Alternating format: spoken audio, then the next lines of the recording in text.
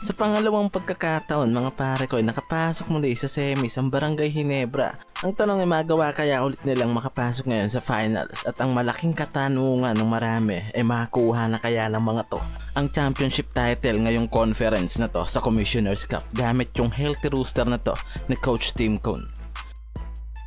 Last Governors Cup mga pare kayo matatandaan natin na nabigo nga yung mga to na makuha ang championship title after na talunin sila nitong Token Tex at ngayon nga nakapasok rin na naman ulit yung dalawang team na to sa semis and kung matawid nga nila yung kampanya nila na to ngayon hindi malabo na isa sa pinaka-exciting na makita natin sa pangalawang pagkakataon yung tapatan nitong Token Tex at itong Barangay Ginebra sa finals. Magawa nga kaya nila yan sa pangalawang pagkakataon.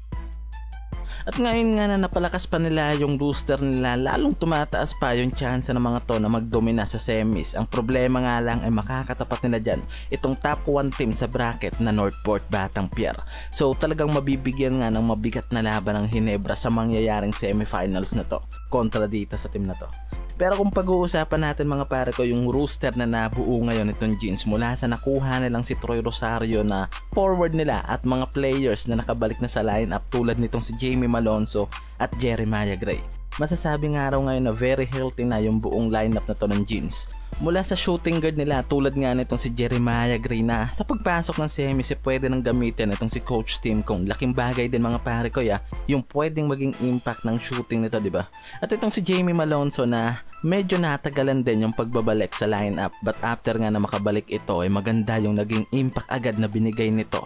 At alam naman natin kung gaano kalaki yung tulong nito pagdating sa depensa at hustle nito sa opensa. Kaya malaki talaga yung nagiging role nito sa Jeans. At mas naging komportable nga itong Jeans pagdating sa defensive rebounds ngayon. Tapos na nga raw yung problema na itong Jeans pagdating sa frontcourt player Tapos isipin natin kung makabalik pa itong si Isaac ko sa lineup nila ngayong semis, di ba? Tapos ngayon meron pa silang Troy na may bonus pa dahil hindi lang sa frontcourt defense sila nagagamit itong si Troy dahil kahit sa outside offense malaki yung numbers na napoprovide niyan pagdating sa mga outside shooting. Meron to ngayong 12.6 rebounds and 0.80 blocks per game. Kaya talagang maganda yung naging impact nitong si Troy sa Jeans. Lalo ngayon na siya yung nagagamit nitong si Coach Tim Cone para sumuporta dito kay Aguilar sa ilalim. Mas nagiging mataas yung kumpiyansa nitong si Coach Tim Cone sa nabuo niyang twin tower na to sa lineup ng Jeans, lalo na yung pagiging frontcourt player ng dalawang to. Meron siyang Stephen Holt na ngayon nga isa sa mga defensive player at import killer nitong Jeans dahil itong si Holt yung ginamit ni Coach Tim Cone pagdating sa pagdepensa sa mga import at may mabigat na role pagdating sa defensive play nitong Ginebra.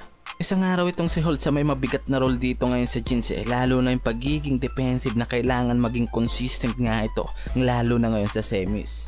And eventually mga pare ko ay nagagamit rin itong si Holt sa Jeans pagdating sa puntos, mapa-in and outside play. Kaya naman kung usapang depensa malaki yung kumpiyansa nitong si Coach Tim Cone dito sa Jeans sa mga lineup niya ngayon.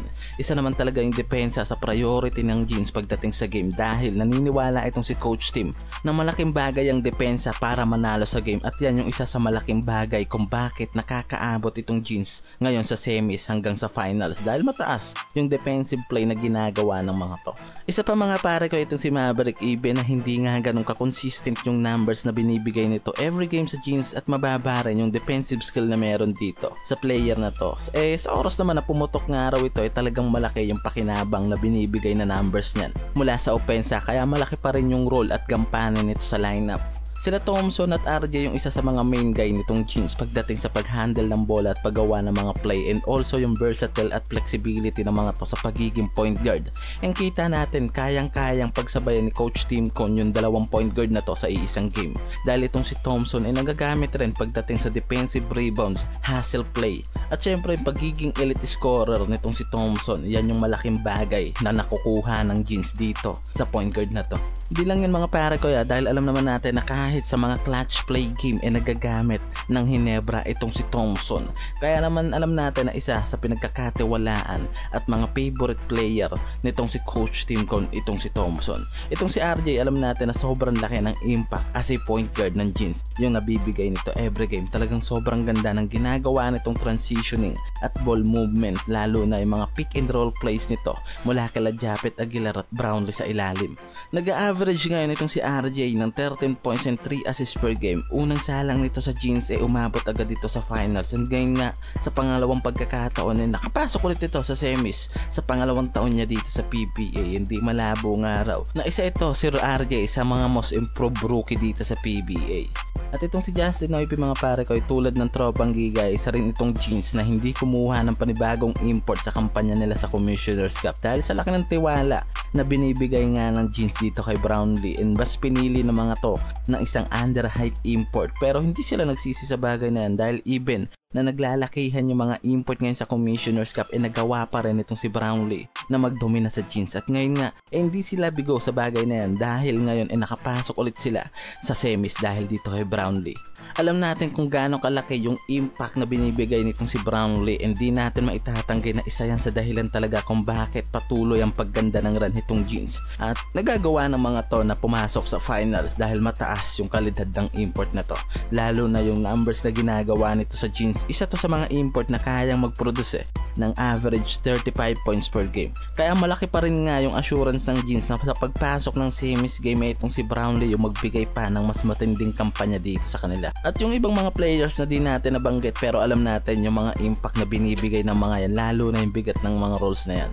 At ngayon nga na naghahanda na panigurado yung mga to sa pagpasok ng semis kontra dito sa Northport. Panigurado tayo na isa sa paghahandaan ng mga to ay yung pagpapalakas ng depensa nila na magagamit nila para sa sibakin yung number 1 team na to na Northport Batang Pier, na grabe din kasi yung mga asset player mula dito kila Arvin Tolentino na ngayon nga isa sa mga naglilid pagdating sa opensa sa team na to. Nandiyan pa sila Monson at Yu na ngayon sobrang impressive ng pinapakitang laro sa Northport. Sila Navarro, Calma na ngayon nga mas nagiging maganda pa yung performance sa team na to, at mga youngster na mas nagpapalakas pa ngayon sa kampanya nila. At itong dominanteng import nilang si Kadim Jack na isa sa mga key contributor mula sa opensa at depensa nitong Northport. Isa sa mga biggest import ngayon niya na sa Commissioner's Cup mga pare ko. At sa height nga nitong 6'9" power forward literal na nagawa nga nitong idomina itong team ng Northport. At kitang kita natin kung gaano kalaki yung impact na binigay niyan dito sa team dahil mula umpisa talagang lumakas itong Northport pagdating sa defensive and offensive rebound dahil dito kay Kadim Jack.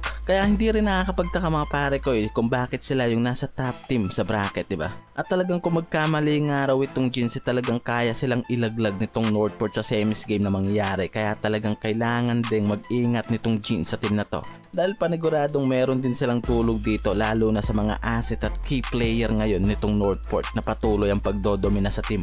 At hindi kailangan maging kampante nga raw nitong Jeans dahil sa isang pagkakamali nga lang paniguradong magagawa silang sabakay ng team na to. At isa itong Northport ngayon sa nakikitang nagiging isang independent team na sa conference na to, kaya paniguradong sabik rin yung mga to na makakuha ng championship title. At ang malaking katanungan nga lang dyan mga pare ko kung magagawa pang idomina nitong Barangay Ginebra itong Northport. Pero hawak nila dyan yung experience pagdating sa semifinals game dahil talagang alam naman natin na ilang beses na rin yung team na to ni Coach Timko na umaabot sa semis hanggang sa finals. Kaya alamang pagdating sa experience sa semis yung mga to. At paniguradong itong Northport na may mga batang key players meron pa rin mga dagang araw sa dibdib na magiging weakness nga raw ng team na to at magiging advantage naman ng team ng Jeans yan. Pero hindi natin sure mga pare ko yung bagay na yan, lalo't bilog ang bola. Kaya sa pangalawang pagkakataon na magagawa nga raw kayang makalusot na itong Jeans sa semifinals at makatawid sa finals kontra dito sa top 1 team na Northport Batang Pier. At ito na ba yung season para makakuha sila ng championship title mga pare ko? At yan yung aabangan natin sa paparating na laban nila sa semis. Yan lang mga pare ko, and hope na nag-enjoy at na-satisfied kayo sa video na to. And kung nagustuhan mo mag-comment doon ka na and subscribe sa aking channel.